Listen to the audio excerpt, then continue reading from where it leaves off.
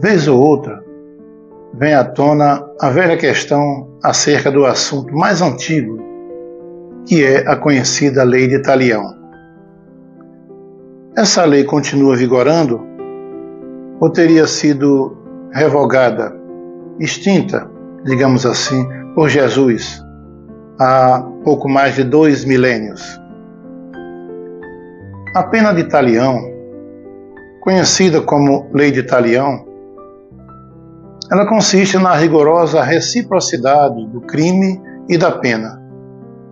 Ou seja, o que você fez o outro sofrer, sofrerá o mesmo e em igual proporção. Se furou o olho direito do seu irmão, terá seu olho direito furado. Não o esquerdo, o direito. Essa lei é frequentemente expressa pela máxima olho por olho, dente por dente, e é uma das leis mais antigas no mundo. Sua origem encontra-se no Código de Hammurabi, nos idos de 1780 a.C., na Babilônia. Hammurabi era um rei da dinastia dos Hammurabi. Moisés, tempos depois, a consagrou em Israel.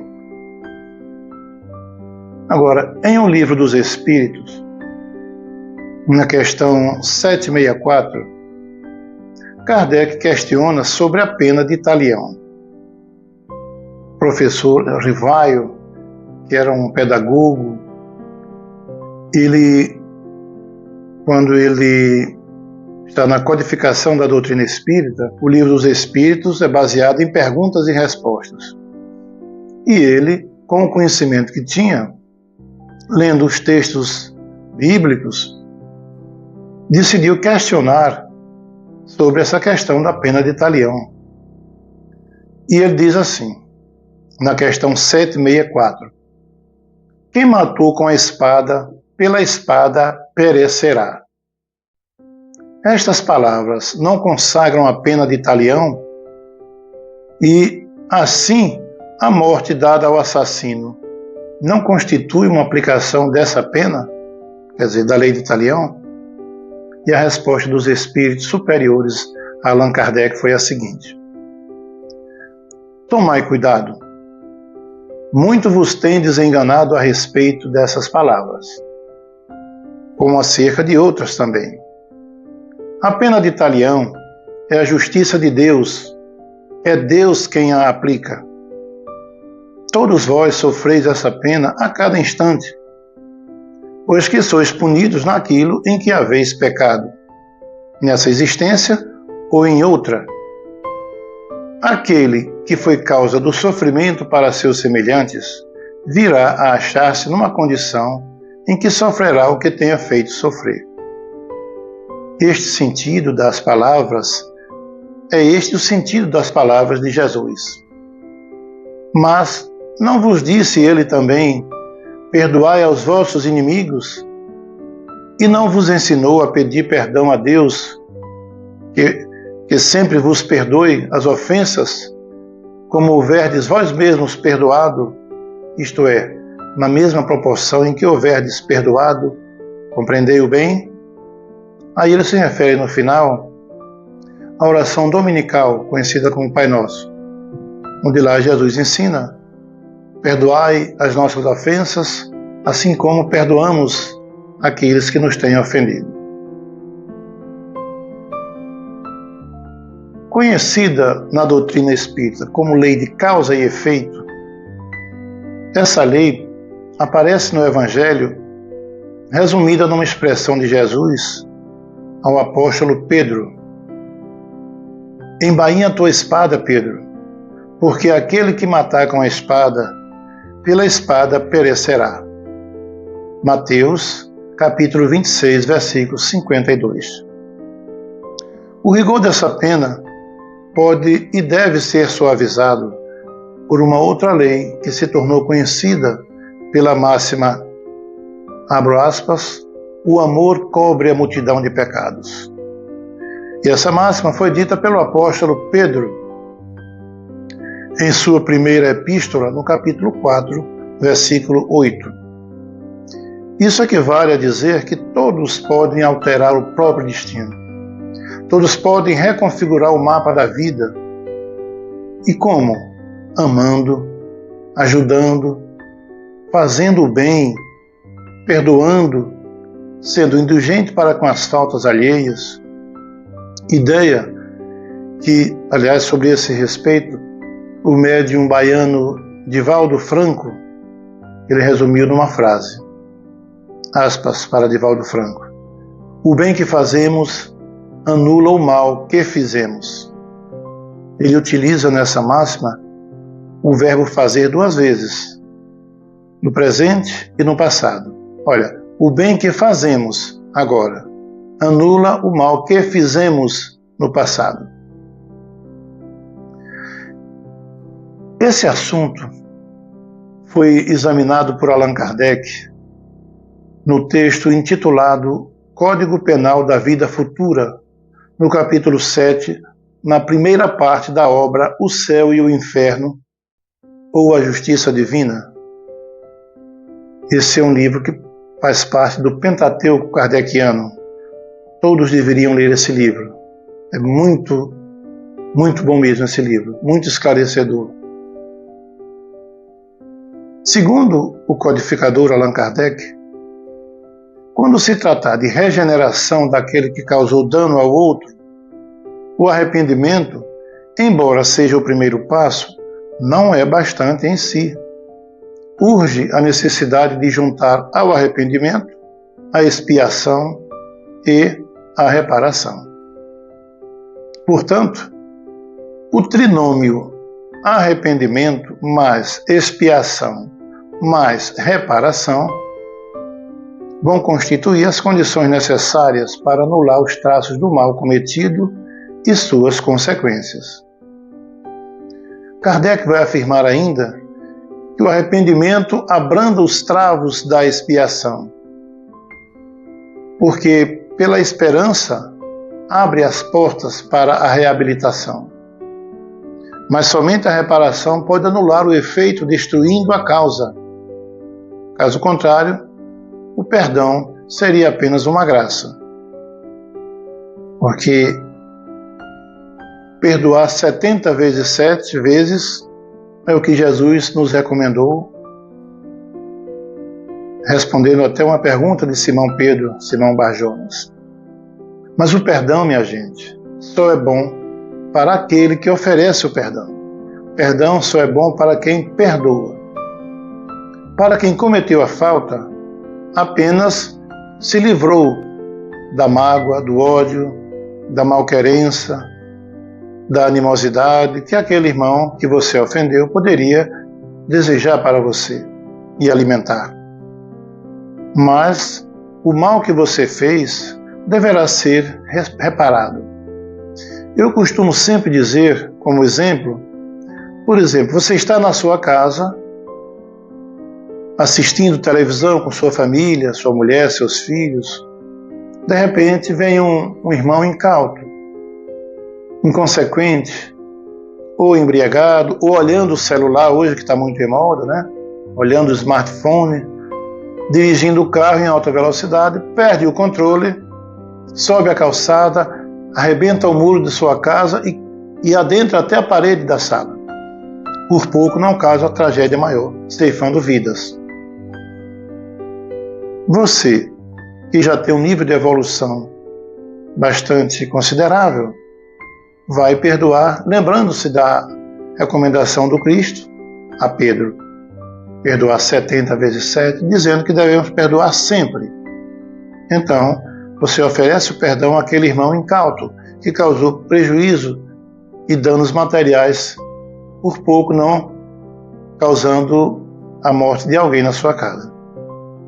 Mas eu pergunto, o perdão que você deu recupera o seu muro, a parede quebrada, o susto? De forma alguma, não é? Então seu perdão foi bom para você, que tirou do ombro o peso do ódio, da mágoa, da malquerença. E aquele irmão incauto que cometeu o dano, livrou-se apenas do seu ódio, da sua mágoa, de toda a situação animosa que você pudesse engendrar contra ele. Mas ele terá que resolver a situação. Terá que recuperar o seu muro, a parede da casa que foi danificada. Uma vez que ele reparar tudo isso, aí sim ele se reabilitou. Ele quitou a fatura diante das leis divinas, em especial a lei de causa e efeito. Toda causa gera um efeito. Então o perdão é bom para quem oferece. Para quem comete o erro, terá que expiar a falta e fazer a reparação do erro. Quando Simão Pedro escreveu essa missiva, essa carta ou essa epístola, provavelmente se referiu à expiação que pode ser amenizada e até evitada pela prática do bem, pela prática da caridade, que são as expressões do amor maior. Na literatura espírita, vamos encontrar diversos casos em que a pessoa deveria perder um braço em consequência de um delito cometido no passado, mas perde apenas um dedo por muito amar. Mas amar não no sentido vulgar da palavra, no sentido da sensualidade do amor. É amar no sentido de converter o amor na prática do bem, perdoando, ajudando, saciando a fome do faminto, visitando o doente, agasalhando o nu nos dias de frio e nas noites frias. Enfim, é neste sentido que o amor cobre a multidão de pecados dita por Pedro em sua primeira epístola. Porque, literalmente, o amor cobre no sentido de encobrir aquilo que está à mostra. Se você coloca uma manta por cima, não mais fica à mostra, então está encoberto. Então, quando ele fala que o amor cobre a multidão de pecados, é que com o seu amor extremado, dedicado, você vai fazendo com que os seus erros, os seus pecados, digamos assim, na linguagem bíblica, os seus equívocos cometidos, com o tempo de tanto você amar, de tanto você fazer o bem, de tanto você ser uma pessoa boa, ninguém mais lembra daqueles erros, daqueles equívocos ou dos seus pecados. É nesse sentido que o amor cobre a multidão de pecados. Ele encobre mesmo, no verbo encobrir. Chamo atenção para o que, a esse respeito, também escreveu o professor Rivaio, Allan Kardec. Seu nome era Hippolyte Léon Denisard Rivaio, um francês da cidade de Lyon. E ele diz o seguinte: a reparação consiste em fazer o bem àqueles a quem se havia feito o mal. Aquele que não repara seus erros no presente, ou na presente existência, por fraqueza, má vontade, por desleixo, seja lá por que for, certamente haverá de fazê-lo numa existência posterior, digo, numa encarnação futura. E isso, ele entrará em contato com as mesmas pessoas a quem você fez o mal, a quem deu causa da dor, do sofrimento, e em condições voluntariamente escolhidas, de modo que possa demonstrar-lhes reconhecimento e fazer-lhes todo o bem que lhe seja possível. Muitas vezes a gente ouve a pessoa dizer, sobretudo reclamando dos pais, ou quando passa por um sofrimento, eu não pedi para nascer, e é um ledo engano. Muitas vezes, no mundo espiritual, quando estamos na erraticidade, é a situação em que o espírito se encontra enquanto aguarda a nova encarnação no mundo espiritual. Então, muitas vezes, você até implorou tomando conhecimento dos males que fez com determinadas pessoas. Quantas vidas você prejudicou? Então você tomando conhecimento, porque lá a verdade é desnuda. Lá não tem máscara. É a verdade frente a frente com você.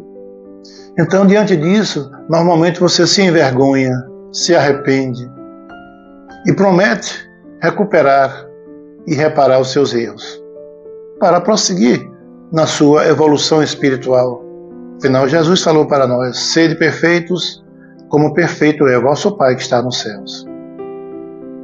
E só vamos conseguir lograr a perfeição que nos é possível com as muitas existências, com as muitas encarnações, porque vamos reparando a cada uma delas os erros cometidos no passado e não reincidindo em novas faltas, claro. Então, como disse, na literatura espírita encontramos muitos casos assim. Você pede para reencarnar em determinada família, em determinada situação, em contato com aquele que você prejudicou, na figura de um irmão, de um pai, de um filho, de um chefe no trabalho que está sempre lhe perseguindo e você não sabe por quê, mas você prometeu que ia ter paciência e inclusive amar, ter compreensão, porque você estaria reparando uma dívida enorme com aquela pessoa. É assim que funciona a lei de causa e efeito, que não é uma lei punitiva, é diferente da lei de Talião. A lei de Talião é lei de punição. Olho por olho, dente por dente, mão por mão, pé por pé, asno por asno. Se você roubasse um animal, teria que pagar aquele mesmo animal 2 vezes ou 4, dependendo.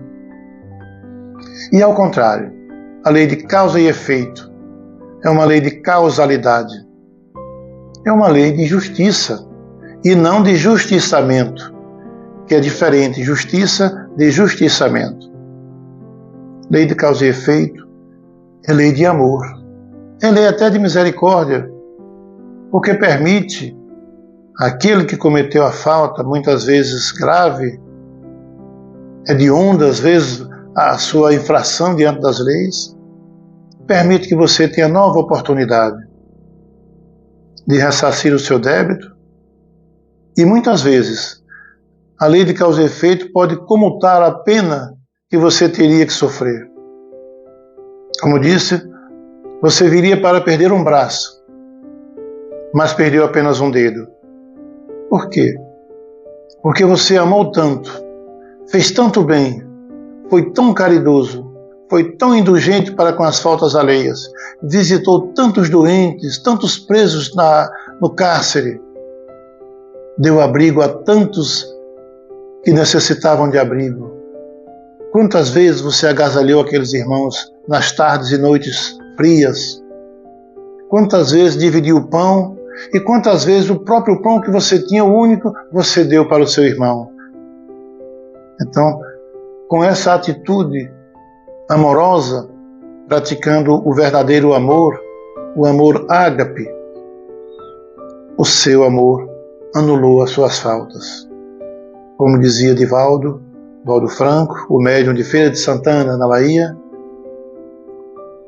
o bem que fazemos agora anula todo o mal que fizemos ontem, no passado. Então, veja bem, tornando-se humilde se você foi orgulhoso, tornando-se amável se você foi austero, caridoso se você foi muito egoísta, benigno se foi perverso, laborioso, trabalhador se foi preguiçoso, ocioso, sendo muito útil se foi inútil. Conhece alguém que diz: aquela pessoa é inútil, não serve para nada, não faz nada? Tem gente assim. Em suma, trocando por bons os maus exemplos perpetrados no passado. Esse comentário de Kardec você vai encontrar ainda na obra O Céu e o Inferno, também na primeira parte, no capítulo 7. Agora, importante mesmo é que tudo isso não precisa ser feito à custa de grande sofrimento. Se considerarmos a atenuante lembrada em boa hora por Simão Pedro, velho pescador do mar de Tiberíades, em Cafarnaum, sintetizando na sua linda perícope: o amor cobre a multidão de pecados. Meu nome é Beto Brito, e você que viu esse vídeo até o final, você me acompanha no canal @Beto Espírita, tudo junto, @Beto Espírita, está aqui em cima a legenda. No YouTube, também na plataforma Facebook. Então eu peço a você, generosamente, dê aquele like, curta, faça um comentário e, se possível, compartilhe para mais pessoas, se você gostou do vídeo, para que as pessoas também tomem conhecimento dessa mensagem e, quem sabe, até tirem proveito, podendo modificar-se em alguma coisa que precise modificar-se. E quem de nós, qual de nós ainda não precisa de um pouquinho de melhoria, de se transformar, não é? Afinal, esse é o mundo de provas e expiações. Nesse planeta não há ninguém perfeito. O único perfeito foi aquele que deixou essas mensagens lindas: Jesus, o Cristo de Deus, profeta de Nazaré. Então, neste mundo tereis tribulações, dizia ele, mas tem de bom ânimo, eu venci o mundo, disse ele também. Então, meus amigos, agradeço a sua atenção por ter visto esse vídeo e me segue aí no canal, @Beto Espírita. A playlist do canal já tem muitas mensagens, muitas palestras, muitos artigos nesse teor, sempre cristão, porque eu sempre digo, para quem não sabe ainda, espírita é cristão. A doutrina espírita é uma doutrina eminentemente cristã. Então, eu agradeço a você mais uma vez e um grande abraço. Segue-me aí no canal e marco um encontro com você no próximo vídeo. Beijo no coração. Que Jesus, o grande mestre dos mestres, o grande Rabi da Galileia,